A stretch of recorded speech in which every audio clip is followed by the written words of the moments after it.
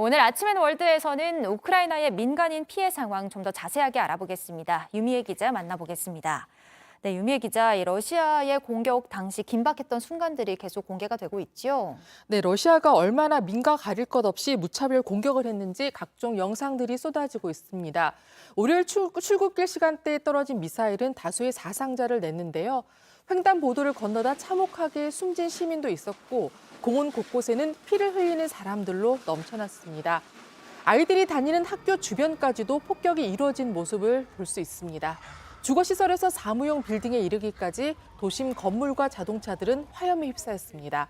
키우에 있는 삼성전자 입주 건물도 외벽과 유리창이 심하게 부서지고 새까맣게 그을렸습니다. 주재원들은 인근 국가에서 업무를 봐서 인명피해는 없었지만 대형 참사로 이어질 뻔했습니다.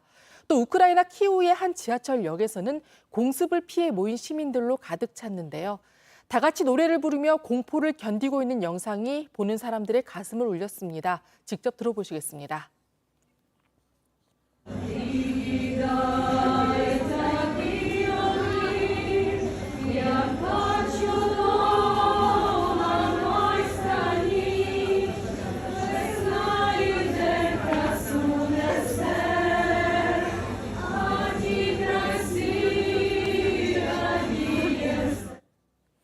네, 도시가 처참한 피해를 입고 사람들이 피난을 가고 또 저렇게 함께 노래를 부르는 모습이 정말 가슴 아픕니다. 영국 BBC 기자가 방송 도중에 급하게 대피를 하는 모습도 포착이 됐죠. 네, 얼마나 민가 주변까지 공격이 있었는지 알 수 있는 영상인데요. 직접 보시면서 설명드리겠습니다. BBC의 기자가 키우의 한 호텔 옥상에서 우크라이나 상황에 관해 보도를 하고 있습니다. 미사일이 공기를 가로지르는 소리가 들리자 멈칫하고 뒤를 돌아봅니다.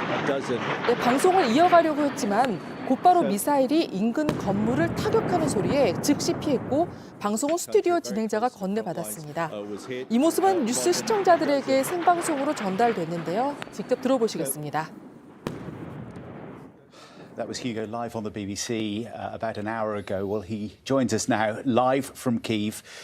We're glad to see that you're safe and you're okay there, Hugo. Just explain as much as you can about where you are and what you've been through. So we're here in the shelter of our hotel. Obviously, we came here after we heard that sound of what appeared to be a missile here over Kyiv, and it hit a location very close to our hotel here.